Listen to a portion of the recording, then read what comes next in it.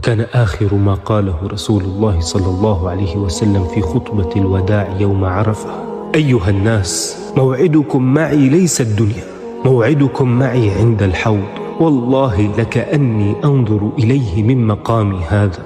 أيها الناس، والله ما الفقر أخشى عليكم، ولكن أخشى عليكم الدنيا، أن تنافسوها كما تنافسها الذين من قبلكم فتهلككم كما أهلكتهم. أيها الناس، الصلاة الصلاة، الصلاة الصلاة، الله الله في الصلاة. أيها الناس، اتقوا الله في النساء، اتقوا الله في النساء، أوصيكم بالنساء خيرا. أيها الناس، إن عبدا خيره الله بين الدنيا وبين ما عند الله، فاختار ما عند الله.